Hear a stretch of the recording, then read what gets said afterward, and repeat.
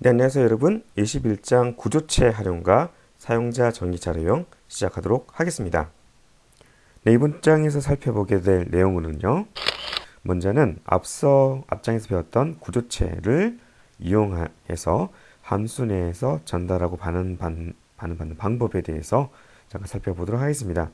그리고 구조체의 새로운 데이터 타입, 새로운 이름을 정의하는 방법, 그래서 구조체를 좀 더 편하게 서슨에서 사용할 수 있는 방법에 대해서 살펴보도록 하겠습니다. 많이 쓰이는 부분이니까 확실히 알아둬야 될 부분이고요. 자, 그리고 이 밑에 나머지 두 개는 구조체는 아닌데요. C 언어로 개발할 때 많이 쓰이는 열거형과 공용체, 유니온에 대해서 우리 공부하는 것으로서 이번 장 구성되게 되겠습니다. 네, 이번 장에서 배울 가장 중요한 내용은 우리가 정의한 구조체의 새로운 이름을 정의해서, 이름을 부여해서 새로운 자료형, 즉 데이터 타입을 정의할 수 있게 하는 방법에 대해서 배울 텐데요. 그것을 배우기 전에 먼저 앞장에서 배웠던 내용을 잠깐 복습, 정리하는 부분이 바로 첫 번째 파트가 되겠습니다. 자, 첫 번째로 함수의 인수를 전달한다. 근데 인수가 어떤 인수다? 구조체 변수이다 하는 것이 되겠죠. 근데 함수 인수를 전달 방식은 두 가지. 값에 의한 호출과 참조에 의한 호출이 되겠죠. 자, 값에 의한 호출은 값이 복사되는 방식이기 때문에 호출 당하는 쪽에서 뭔가 값을 변경했을 경우에도 그것이 호출한 쪽의 값에는, 호출한 쪽의 변수에는 전혀 영향이 없죠. 거기에 비해서 참조에 대한 호출이라는 것은 호출한 쪽의 변수의 주소를 전달하기 때문에 호출 당한 쪽에서 뭔가 값을 바꾸면 어떻게 되죠? 호출한 쪽에 있는 이쪽의 값도 같이 바꾸게 되는 거죠. 왜냐하면 주소를 전달해 줬기 때문이죠. 자, 이것을 소스에 통해서 잠깐만 살펴보기로 하고요. 네, 다음으로 함수에서 구조체 변수를 반환했다. 예를 들어서 이 같은 경우에는 구조체 1차원 배열에서 최대 점수를 가지는 학생의 정보를 반환하는 그런 케이스가 되겠는데요. 이 같은 경우에도 일반적인 함수에서의 반응과 마찬가지로 그 값이 복사가 된다는 것이 되겠죠. 즉, 호출당한 이 함수 내부에 있는 지역 변수에 있는 이 구조체 변수의 이 값이 호출 한쪽에 있는 변수의 값으로 이렇게 복사가 되어서 전달된다는 것은 기존의 함수 호출에서와 동일합니다. 다만 이때 구조체 변수라는 측면에서 어떻게 구조체 변수의 멤버 변수가 여러 개 있죠. 지금 같은 경우 4개가 있는데 이처럼 여러 개의 변수를 반응하고 싶을 때 이와 같이 구조체를 반응하는 것을 통해서 해결할 수 있다. 이것은 우리 앞서서 말씀드린 내용이기도 합니다. 네, 우리가 첫 번째 살펴볼 소스 input.struct.c 소스는 먼저 구조체 심플 스튜던트를 정의하고 있고요. 모두 다 4개의 멤버 변수를 이처럼 포함하고 있네요. 그렇죠? 그리고 스튜던트 구조체의 내용을 출력하는 print student info 함수랑 다음에 실제로 값을 입력받는 input student info 2개 함수 선언이 있고요. 그리고 메인 함수로 가서 보자면 스튜던트 지역 변수로처럼 값을 초기화해줘서 선언해주고 있습니다. 그런 다음에 먼저 출력을 해주고 값을 입력을 받고 다시 출력해주는 그런 구조가 되겠습니다. 자, 출력할 때는 call by value죠. 값으로 4개 변수로 전달받는 그 내용을 출력해주게 되어 있고요. 그런 다음에 그리고 함수 input student 같은 경우에는 이처럼 구조체 변수의 포인터 변수로 값을 전달받아서, 즉 주소를 전달받아서 해당되는 내용에 대해서 이처럼 스캔앱을 통해서 값을 입력받고 그리고 출력하는 구조가 되어 있습니다. 자, 지금까지 살펴봤던 내용을 충실히 따라하신 독자 여러분이라면 큰 어려움 없이 이해했을 거라 생각이 들고요. 자, 여기서 우리 디버깅을 해가면서 실제로 call by value, call by reference 어떻게 다른가 한번 보도록 하죠. 자, F5를 누르면 디버깅 시작하는데, 자, 먼저 첫 번째로 17라인에서 중단점을 먼저 추가를 해준 상태가 되겠습니다. 모르겠다고요? 다시 한번 더 오른쪽 마우스 클릭해서 중단점 삭제, 중단점 삽입, 이런 식으로 중단점을 모두 하나, 둘, 3개 이렇게 삽입해 줬고요. 그리고 F5를 눌렀습니다. 자, 여기서 중요한 포인트. 자, 심플 스튜던트 타입의 스튜던트 변수는 자, 주소가 이처럼 F830이 되겠네요. 그리고 그 내용은 이처럼 초기화해 준 내용으로 저장되어 있다는 것을 알 수가 있고요. 자, F10을 눌러서 다음에 print student info라는 함수로 들어가게 되면 여기 my student가 있는데 이 my student는 매개 변수 전달받았는데 일종 지역 변수가 되겠죠. 자, my student 주소는 F740. 분명히 다르죠, 그렇죠? 주소가. 즉, main 함수에 있는 student와 그리고 print student info에 있는 함수는 변수는 서로 다른 변수다. 그리고 그 값이 어떻게 복사되었다. 값이 복사. 즉, 이 스트럭터 이 구조체 크기만큼 내용이 그대로 복사가 되어서 이처럼 전달됐다는 것을 알 수가 있습니다. 자, 그래서 F10을 눌러서 진행해 가고요. 자, F11. 자, input student info로 가지게 되면 자, 여기서 재밌는 사항은 자, pstudent라고 포인트 타입으로 포인터 변수로 전달받았는데요. 구조체에 대한 포인터 변수로 전달받았는데 그 주소가 F830, 즉 메인 함수에 있는 student 변수의 주소가 같다는 걸 알 수가 있습니다. 따라서 여기서 F9를 누르고 자, F를 딱 누르면 자, 함수 학생 이름을 AAA 1, 2, 3, 4, 5, 6 이렇게 입력을 하면 자, pstudent를 통해서 값을 고쳤을 뿐만 아니라 그것이 실제로 메인 함수에 있는 내용도 같이 이처럼 바뀌어졌다는 것을 아직까지 확인이 안 되는군요. 바뀌어졌을 것임을 예측해 볼 수 있고요. 그리고 자, 이게 또 재미있는 내용이 나오죠. 자, call by value로 넘겨주는데 현재 pstudent가 가리키고 있는 주소에서 값을 추출해서 값을 얻어서 그 값을 전달했다. 어디로? print student info로. 즉 이런 식으로 에스터리스크 포인터 연산자를 이용해서 값을 추출하는 것, 값을 접근하는 것, 이거 구조체에서도 동일하게 사용될 수 있다는 것을 다시 한번 확인할 수가 있습니다. 자, F10을 눌러서 가보면 자, 새로 전달받은 것은 혹시 눈썰미 있는 독자분이 아시겠지만 F668 그래서 아까 전에 또 다른 주소죠, 그렇죠? 새로운 또 지역 변수가 할당되어서 그 내용이 복사되었죠. 값이 이 구조체 크기만큼 복사가 되어서 내용을 출력해 줬다는 걸 알 수가 있고요. 자, 그리고 input 함수 빠져나 다시 메인으로 와보면 실제로 우리 student 변수의 값이 이처럼 input student info 함수의 호출에 의해서 값이 바뀌었다는 것을 확인할 수가 있습니다. 네, 다음으로 get max score student.c 소스 파일 잠깐 보도록 할게요. 자, 시작 프로젝트로 두 번째 설정하고 자, 같은 경우에는 자, get max score student의 함수의 반환되는 데이터의 타입이 구조체 변수, 구조체 타입이라는 것을 알 수가 있습니다. 즉, 심플 스튜던트 타입이 되는 거죠. 이처럼 구조체로 결과값을 반환받는다고 하면 가질 수 있는 가장 큰 장점 아까 말씀드렸던 것처럼 이 같은 경우에는 최고 점수 뿐만 아니라 최고 점수 받은 학생 이름, 나이, 학번과 같이 여러 개에 관련된 정보를 모두 다 반환받을 수 있습니다. 왜냐하면 구조체가 구조체로 함수의 반응값, 구조체 타입이 함수의 반응값이기 때문입니다. 만약에 이와 같이 한 함수를 호출했을 때 여러 개의 결값을 전달받고 싶다. 구조체를 쓰면 편하고요. 아니면 구조체가 아니다 그러면 어떻게? output 매개 변수 스타일로, 즉 포인터로 주소를 여러 개 전달해서 결과 값을 여러 개 전달받을 수 있는 그런 방식도 있다고 그랬습니다. 이것은 프로그램하는 그 상황에 따라서 경우에 따라서 선택하시면 될 것 같고요. 자, 그래서 이 함수 get max score student 같은 경우에는 자, 배열의 시작 주소와 그리고 배열의 원소 개수를 전달받는 게 되겠죠.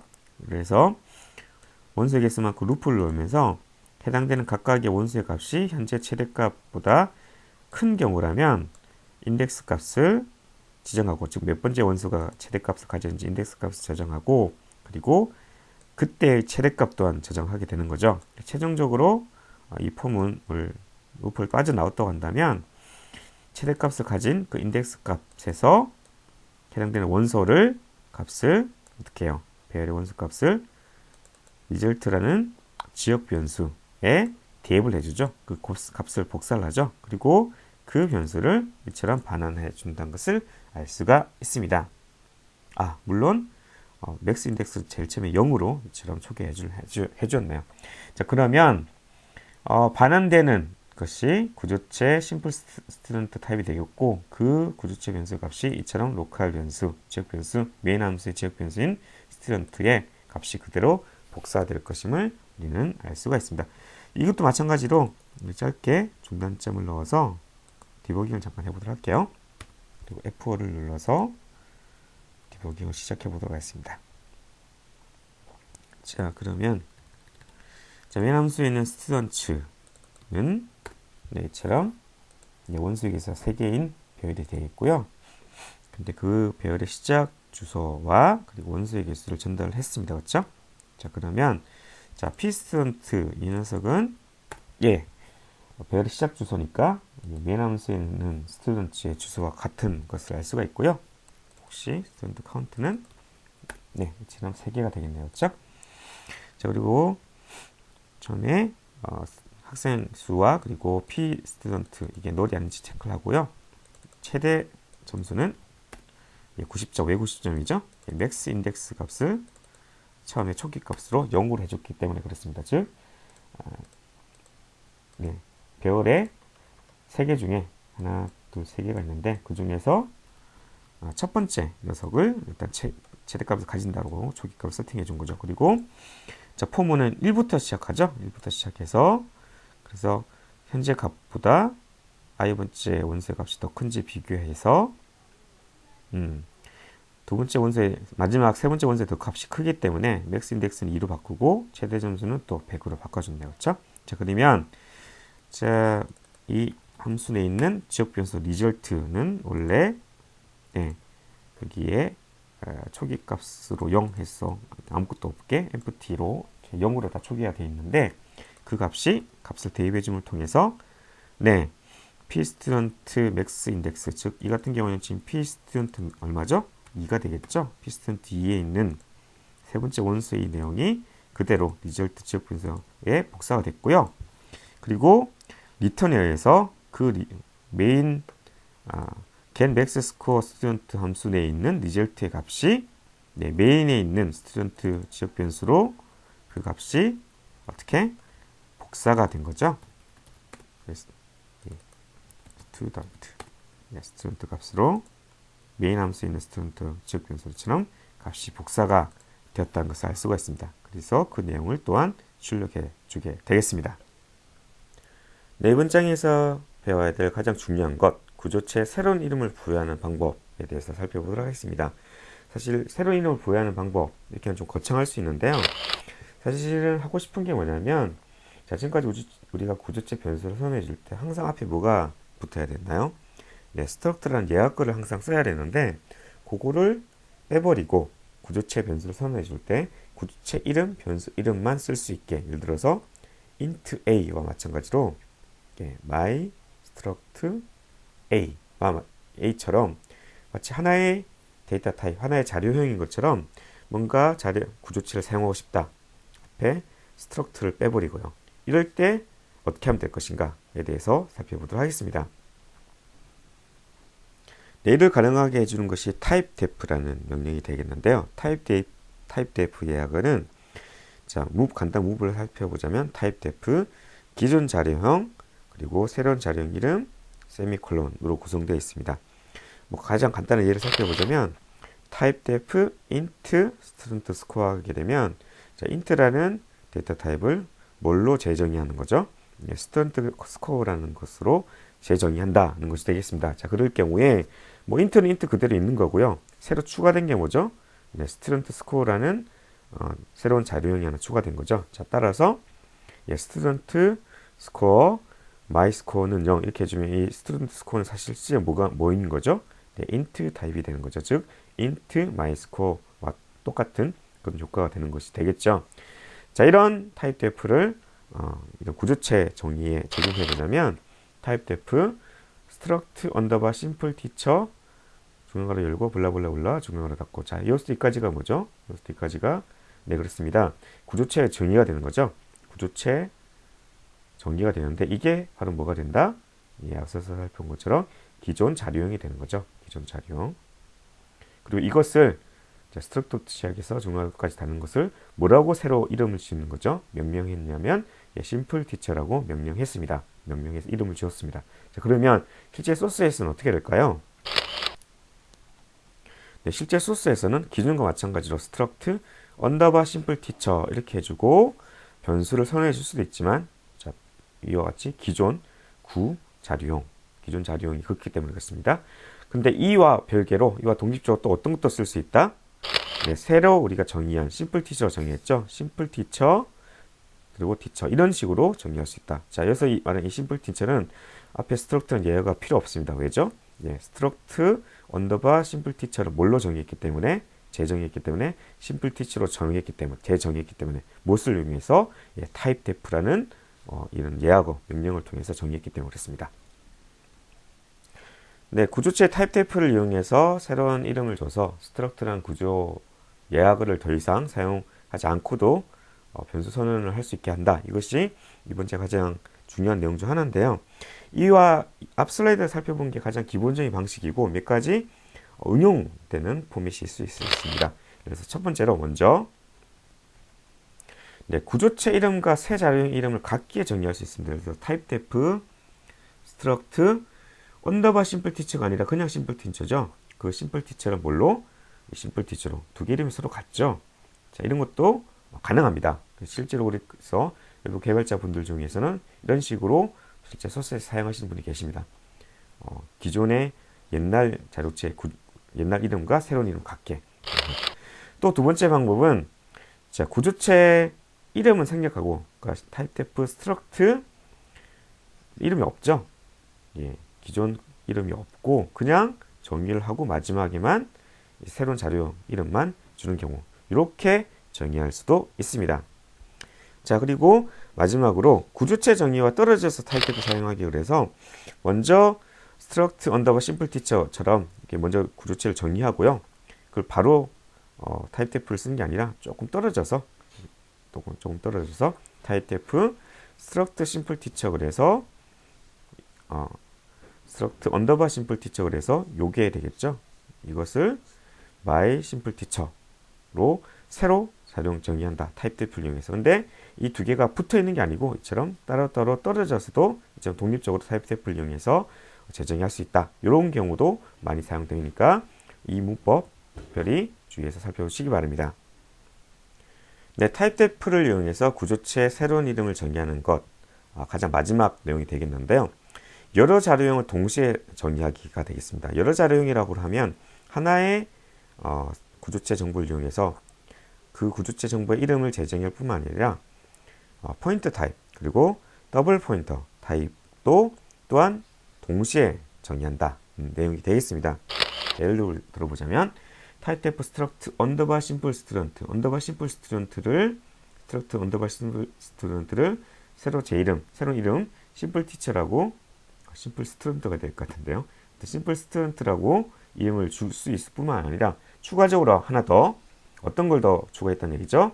네, 컴마입니다.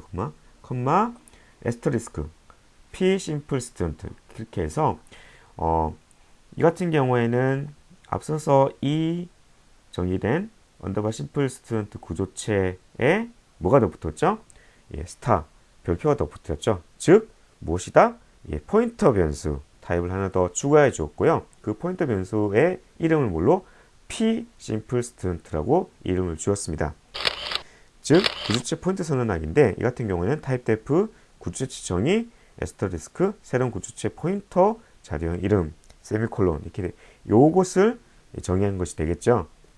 자, 그러면 더블 포인트는 어떻게 해야 될까요? 더블 포인트 같은 경우는 예, 그렇습니다. 타입 데프 구조 스트럭트 언더바 심플 스튜던트 예, 별이 두 개죠. 예, 에스터리스크가 두 개입니다. 에스터리스크 두 개, pp 심플 스튜던트 세미콜론 이렇게 해서 더블 포인터 타입에 대해서도 새로운 이름을 정의해 줄 수 있다는 것을 확인할 수가 있습니다. 조금 이해가 안 된다고요? 네, 우리 그럼 소스를 보면서 바로 이 부분 확인해 보도록 하겠습니다. 네, 실제 소스를 살펴보도록 하겠습니다. 지금까지 우리 살펴본 것처럼 구조체 심플 티처를 정의하고 있고요. 심플 스튜던트를 정의하고 있고 메인 함수에서 정의된 심플 티처, 심플 스튜던트를 쓰고 있는 소스가 되겠는데요. 자, 여기서 항상 스트럭트 중에 스트럭트 항상 들어갔었죠. 이걸 없애려면 어떻게 해주면 된다? 타입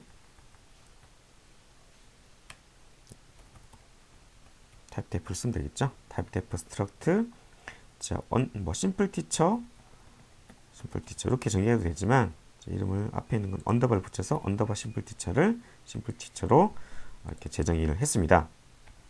자, 이럴 경우에 밑에 있는 요거는 어떻게 스트럭트를 빼주면 되겠죠. 왜냐하면 심플티치로 제정이 됐기 때문에 그렇습니다. 그리고 여기 있는 것도 구조체 스트럭트 예약을 빼주게 되겠고요. 그런 상태에서 빌드를 해보면 이처럼 성공했다는 것을 알 수가 있습니다. 자, 그리고 동시에 여러 개도 선언할 수 있다고 그랬죠. 그래서 type def struct underbar simple student를 simple student 이렇게 선언할 수도 있고, 자, 포인터 타입으로 앰퍼센트라 에스터리스크 p simple student 더블 포인터까지 선언해 볼까요? 더블 포인터 pp simple underbar student 이렇게 한 번에 구조체 자체에 대한 이름, 그리고 포인터 변수, 그리고 더블 포인터에 대한 이름까지 재정의 할 수 있었다는 것 말씀드렸고요. 자, 그럼 여기서 실제 소스에서 이 부분 빠지고 스트럭트 빼고, 그리고 이 부분도 p simple student. 그런데 자, p simple student 바뀌었기 때문에 여기 에스터리스크는 빼줘야겠죠. 왜냐면 에스터리스크까지 포함된 게 p simple student니까요. 자, 그래서 이렇게까지 해주면 성공적으로 다시 한번 빌드해 볼게요. 성공적으로 바뀌어졌음을, 자동이 재정이 되었음을 확인할 수가 있습니다. 연습 문제 간단한 간파를 보도록 하겠습니다. 다음과 같은 구조체 언더바 마이 포인터가 있다고 했을 때 타입 def를 이용해서 구조체 자료형 마이 포인터, 그리고 포인터 자료인 p 마이 포인터, 그리고 더블 포인터인 pp 마이 포인터를 정의해 보세요. 한번 어떻게 할지 해보도록 할까요? 네, 첫 번째 연습 문제는 언더바 마이 포인터 스트럭처 구조체를 재정의하라는 얘기죠. 그래서 type def struct 언더바 마이 포인터를 마이 포인터로, 그리고 인석에 대한 포인터 타입을 p 마이 포인터, 그리고 더블 포인터 타입을 에스터리스크 2개 pp 마이 포인터 이렇게 정의를 해보았습니다. 어렵지 않죠? 그래서 실제로 변수 선언은 my pointer, my point, my pt1, 2 이렇게 각각 선언해 줄 것임을 알 수가 있고요. 그리고 포인터 변수 타입으로 p my pointer는 p my pt는 null 이렇게 해준 다음에 실제로 여기에 주소를 뒤에 뵐 때는 p my pt는 ampersand my pt1 이렇게 p my pt는 ampersand p my 2 해서 각각 출력해 줄 수 있을 것임을, 그래서 하슬표 연산자를 이용해서 멤버 변수에 접근한 것도 동일하죠. 그렇죠? 그래서 출력할 수 있을 것임을 우리는 알 수가 있습니다. 자, 우리가 다음으로 살펴볼 내용은 열거형 이뉴머레이션. 그래서 상수, 그러니까 숫자죠. 숫자 상수에 이름을 부여한 것이 되겠습니다. 이름. 그래서 특정 값이 아니라 1, 2, 3 이런 값이 아니라 KOR, ENG와 같이 어떤 영문으로 된 그런 이름을 부여한 것이 열거형이 되겠고요. 혹시나 싶어서 말씀드리자면 구조체와는 아무 상관이 없습니다. 자, 그래서 상수 집합인데 일단은 enum이라는 예약어가 먼저 있죠. 예약어가 있고 그 다음에 열거형의 이름이 선언해주게 되겠습니다. 그래서 클래스 타입, 그러니까 이건 수업 종류란 뜻이 되겠죠. 열거형 이름을 정의하고 그 다음에 상수들의 집합, 이 같은 경우에 type KOR, type ENG, type mass 모두 3개가 있죠. 그렇죠? 이 같은 경우에는 초기 값이 보통 이렇게 지정해주지 않으면 0이 되기 때문에 type Korea는 0, 숫자 0이 되고요. type ENG는 아마 1, type mass는 2, 1씩 증가하기 때문에 0, 1, 2 이렇게 값이 설정될 것임을 알 수가 있습니다. 즉 과목 타입 값이 뭐가 돼? 그래서 국어 같은 경우는 0, 다음에 영어 같은 1, 수학 같은 2 이렇게 줄 수도 있겠지만 이렇게 하지 않고 이 각각의 타입별로 이처럼 이름을 명명해줘서 그래서 이걸 묶어서 클래스 타입이라고 의미를 부여한 것, 그것이 바로 열거형 이뉴머레이션이 되겠습니다. 네, 그래서 문법을 잠깐 살펴보자면 enum 열거형의 이름, 이 같은 경우는 클래스 타입이었죠. 그리고 상수 이름이 여러 개 올 수 있는데, 자, 여기서 중요한 포인트 중 하나는 옵셔널로 선택적으로 상수 이름은 상수값, 그러니까 여기서 이 상수값은 숫자를 얘기하는 거죠. 1, 2, 3 이런 거. 예를 들면 type KOR 안 주면 이게 뭐라고 했죠? 값이 0이라고 그랬죠. 근데 이것은 는 10 이렇게 하면 어떻게 되죠? 예, 타입 코리안, 타입 KUR 값을 10으로 준다는 뜻이 되겠죠. 이처럼 특정 상수에 해당되는 특정 상수 값을 이처럼 는 얼마 이런 식으로 해서 지정할 수도 있습니다. 우리가 여기서 기억해야 될 것은 열거형 상수는 정수라는 거, 그리고 열거한 순서에 따라서 일씩 증가하는데 만약에 전혀 지정되지 않다 그러면 제일 처음에 초기 값은 0이라는 것이 되겠죠. 자, 그럼 예를 들어 보자면, 자, 우리가 처음 살펴본 경우죠. 이 같은 경우에 타입 KUR은 지정이 안 돼 있으니까 0이 되겠죠. 그리고 ENG는 일씩 증가하니까 1, 레슨 2 이렇게 될 것이고요. 자, 만약에 타입 QR은 1, 요거 하나만 있다 그러면 어떻게 되죠? 예, 타입 KUR은 1이 되고 그 다음 것은 2, 그 다음 것은 3 이렇게 될 것이고요. 만약에 이런 경우 타입 NaN, 타입 KUR은 10, 중간에 이렇게 값이 주었다 그러면 어떻게 될까요? 제일 처음에 미지정이니까 얘는 0이 되겠죠. 그렇죠? 0이 되고 그 다음에 1이 돼야 되는데 10이라고 명시적으로 줬기 때문에 10이 되고 그 다음 것은 10 다음에 11, 12 이렇게 될 것임을 예상해 볼 수가 있습니다. 만약에 타입 QR은 10을 줬다 그러면 어떻게 되죠? 그 다음 것은 11, 그 다음에 12 이렇게 일씩 증가해야 되겠죠. 네, 이번 슬라이드에서는 열거형에서 타입 def를 이용해서 열거형 인원값의 새로운 이름을 정의하는 방법에 대해서 살펴보도록 하겠습니다. 왜 이게 필요한지는 제가 소스를 잠깐 살펴보도록 할게요. 자, 앞 슬라이드에 살펴본 것처럼 클래스 타입이라는 이니버레이션 인원 열거형 것을 좀 정의를 했습니다. 타입 KUR은 아마 0이 될 거고 ENG는 10, S는 11이 되겠죠. 그럼 이런 클래스 타입이라는 새로운 열거형을 사용하는 변수를 선언하려면 어떻게 하면 되죠? 이때는 앞서 우리 살펴본 스트럭트 구조체와 마찬가지로 인원 한 다음에 열거형 이름을 적어주고 그 다음에 변수 이름 적어줘야 되죠. 그래서 my class type이란 것은 자료형이 인원 열거형인 클래스 타입이라는 것을 알려주고 그리고 그 값으로 초기 값으로 타입 코리안 이 같은 경우는 숫자 0이게 되겠죠. 이게 대입되는 것을 알 수가 있습니다. 자, 여기서 이 인원을 날려 부르고 싶다. 어떻게 하면 된다? 우리가 앞서 살펴본 타입 def를 이용해서 자료형을 재정의해 주면 되겠습니다. 그래서 타입 def 인원 열거형 기존 열거형 이름 블라블라블라 정의한 다음에 새로운 자료형 이름 그리고 세미콜론으로 해주시면 자, 그럴 경우에는 이제 이와 같은 소스에서 기존 열거형 이름에 이름이 없어도 새로 정의된 자료형 이름을 통해서 쉽게 쓸 수가 있게 되겠습니다. 실제 소스를 잠깐 살펴보자면 자, 이 소스에서는 클래스 타입 이름 열거형 클래스 타입을 똑같이 재정의한 이름도 클래스 타입 똑같이 해줬습니다. 우리 구조체 하면서 이것도 가능하다고 얘기했었죠. 자, 그리고 이 같은 경우는 KUR 10, ENG 20, S는 아마도 23이니까 21이 되겠죠. 예. 그리고 나서 구조체 언더바 심플 티처에서 타입 def를 위해서 쓰고 있는데 그 내부에서 이 클래스 타입 앞서 살펴본 재정의된 자료형으로 새로운 자료형으로서 클래스 타입이 멤버 변수 타입으로 사용되고 있음을 알 수가 있습니다. 여기서 우리 인원 없죠? 왜 없죠? 왜냐하면 앞서서 우리 위에서 이 타입 def 이름을 통해서 새로 정의된 자료형 이름이 클래스 타입으로 재정의해 줬기 때문에 이 같은 경우는 이름이 필요 없다는 것이 되겠습니다. 네, 열거형으로 클래스 타입을 정의해 줬고요. 그 내부의 상수로는 KUR, ENG, MES 3개가 있네요. 근데 중간에 는 10을 해줬으니까 앞서 말씀드렸다시피 얘는 초기값이 아마 0이고요. 갖다 대보면 여기 나오죠? 0이고 얘는 10이고 얘는 11이겠네요. 그렇죠? 자, 그리고 이 클래스 타입이라는 열거형 타입 어디서 사용했냐면 구조체 심플 티처 안에 있는 멤버 변수 클래스 타입의 데이터형으로 이넘 클래스 타입에서 사용됐다는 것을 알 수가 있습니다. 그래서 예를 보자면 자, 심플 티처는 교본, 교사의 번호랑 그다음에 클래스 타입 수업 종류가 되겠는데요. 두 개의 변수를 선호해주고 있죠. 티처 1, 티처 2. 티처 1은 1, 그리고 타입 KUR로 선호해주고 있고 두 번째 티처 2는 번호가 2, 그리고 클래스 타입이 타입 MES 이렇게 되어 있네요. 그리고 실제로 이 심플 티처 구조체의 내용을 출력하는 함수는 프린트 티처 인포가 되겠는데 자, 그 내용을 잠깐 보자면 자, call by value죠.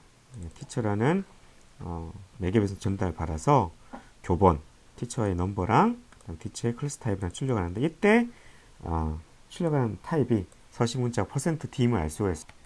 왜냐하면 열거형은 인티저 타입, 정수형 타입이기 때문에 %d로 했으면 알 수가 있고요. 자, 그래서 실제로 클래스 타입이 얼마인지 출력해 주게 되겠네요. 실제로 한번 실행을 시켜보도록 할까요? 실행을 시키면, 자, 첫 번째 teacher1 같은 경우에는 앞서 우리가 타입 KOR이었죠. 타입 KOR이기 때문에 예, 0이 출력됐고요. 그 다음에 두 번째 teacher2 같은 경우는 타입 math죠. 타입 math는 이 같은 경우에 세 번째니까 11이 출력됐다는 것을 확인할 수가 있습니다. 자, 타입 def teacher type enum.c 소스 파일을 보면요. 앞서 우리 살펴본 teacher type enum.c와 달라진 점이 enum 클래스 타입에 대해서 이름을 타입 def를 이용해서 재정의해주고 있습니다. 똑같이 클래스 타입을 썼네요. 그렇죠? 이런 것도 가능하다고 그랬죠? 자, 그래서 여기 보면 enum이 없어졌죠? enum 클래스 타입이 그냥 클래스 타입으로 바뀌었다는 것을 알 수가 있습니다.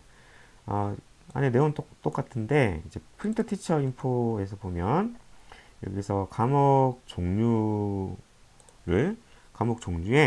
%s 그래서 get class type string 이런 걸 한번 호출해주고 있습니다. 그래서 과목 종류라는 것을 인원값을 던져주면 열거형 값을 던져주면 그게 해당되는 문자열 값을 반환하는 게 되는데 보시자면 자, 클래스 타입 그레이드를 매개별에서 전을 받고요. 그게 만약에 그레이드가 KUR, ENG, MES면 각각 이제 해당되는 과목 이름을 반환하게 되고 그렇게 만약 없다고 하면 없음을 반환하게 되겠습니다. 자, 여기서 우리가 사실은 이제 왜 이름을 쓰게 되는지 여기서 알 수가 있게 되는데요. 자, 만약에 타입 KUR 대신에 숫자 0을 썼다 그러면 타입 KUR을 쓰는 곳마다 다 찾아서 다 0으로 이렇게 해줘야겠죠. 0으로. 그런데 어느 날 갑자기 KUR이 0에서 10으로 바뀌어야겠다. 그럼 어떻게 해야죠? 0을 일일이 다 찾아서 10으로 바꿔줘야 되는데 아시다시피 숫자 0은 되게 많죠. 근데 이게 항상 타입 KUR 뿐만 아니라 실제로 그냥 0으로 쓰이는 경우도 많잖아요. 그렇죠? 그렇기 때문에 만약에 상수값을 실제 소스에서 그대로 박아서 쓰게 되게 된다면 일단 상수값이 중복해서 여러 군데 많이 있을 뿐만 아니라 가장 큰 문제가 뭐냐면 가독성이 그러니까 그 상수값이 어떤 의미인지를 파악하기 어려울 뿐만 아니라 가장 큰 문제점 중 하나는 그 상수값 자체가 뭔가 바뀌어져야 할 일이 있을 때 그때 일일이 찾아가 다니면서 바꿔주기 너무 어렵고 힘들다는 얘기가 되겠죠. 자, 따라서 우리 C에서는 상수값일 때는 반드시 이처럼 그냥 숫자값을 쓰는 것이 아니라 이름을 부여하는 즉 enum 타입을 써서 이름을 부여하는 식으로 꼭 해줄 것을 강력히 추천드린 바입니다. 다음 연습 문제 살펴보도록 하겠습니다.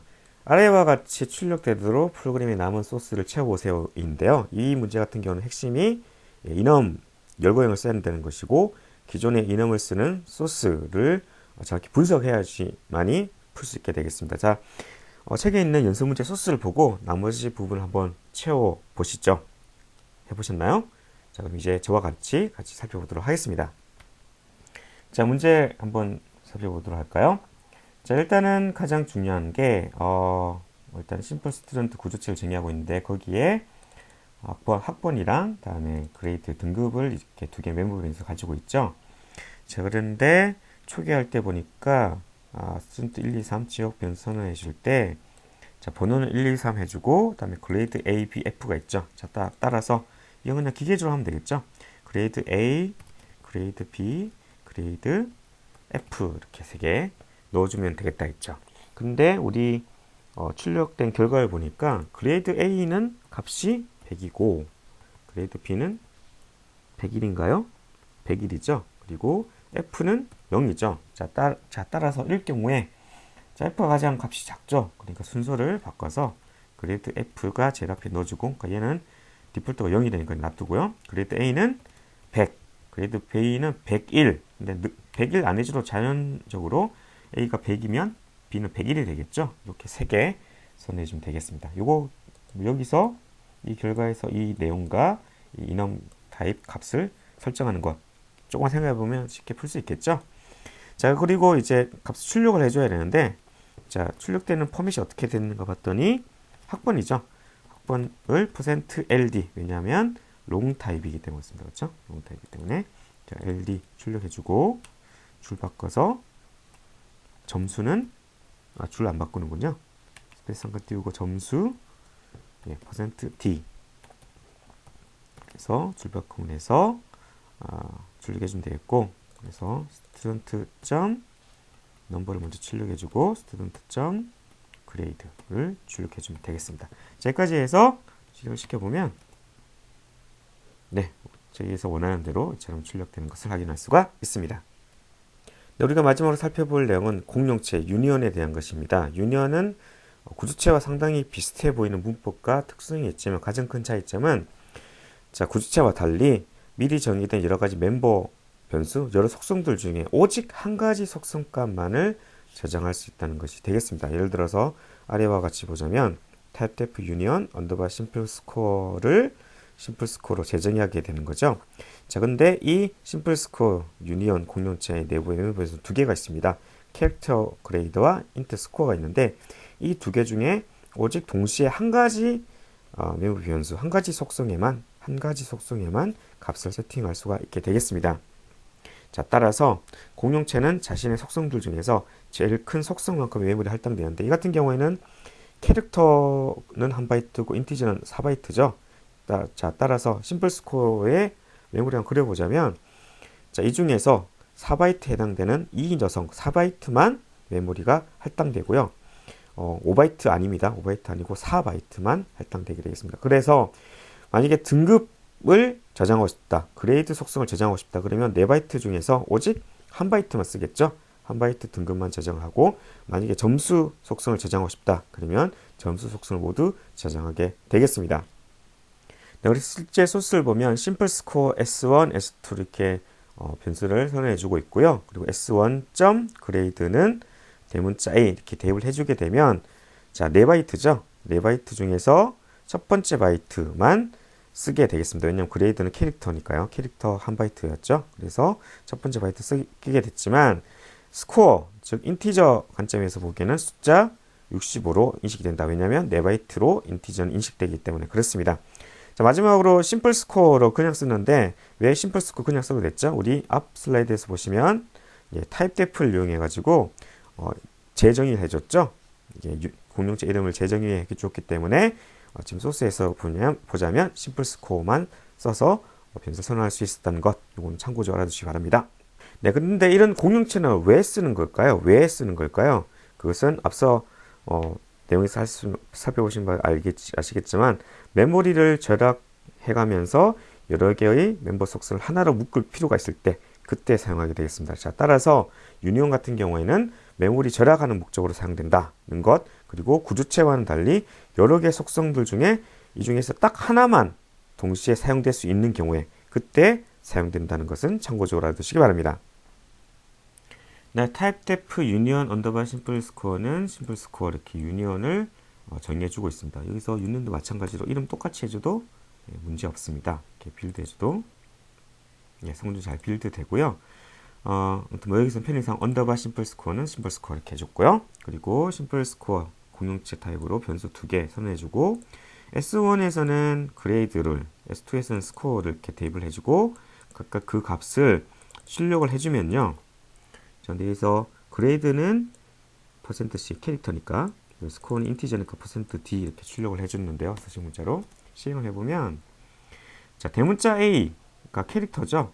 자, 대문자 캐릭터인데 그것을 인티저 타입으로 해석해서 60으로 출력해주고 자, 숫자 99였죠. 근데 그 숫자 99가 자, 캐릭터로 치자면 소문자 C가 되겠습니다. 그래서 소문자 C 99가 출력된다는 것을 알 수가 있습니다. 여기서 우리가 알 수 있는 건 뭐냐면 아하, 같은 메모리 공간을 공유해서 쓰는구나. 즉 그레이드와 스코어 두 개가. 그래서 실제로 여기서 중단점을 삽입해서 F5를 눌러서 디버깅을 해보면 자, 여기서 S1 쳐보면요. S1은 같은 65가 저장되어 있죠. 이런 걸 알 수가 있고요.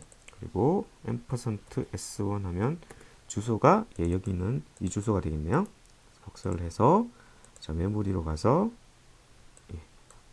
잘라내버리고 이렇게 쳐보면 실제로 4바이트가 할당되어 있고 그 중에 첫 번째 바이트 16진수 41이니까 10진수로는 대문자 A 아까 전에 얼마라고 그랬죠? 65라고 그랬죠? 65가 돼 있구나 이런 것을 알 수가 있습니다. 자, 그러면 여기서 조금 큰 수를 한번 대입해 볼까요? 자, 스코어 2에서 99가 아니라 1, 2, 3, 4, 5, 6, 7, 8 이렇게 조금 큰 수를 대입을 하고 디버깅을 걸어보면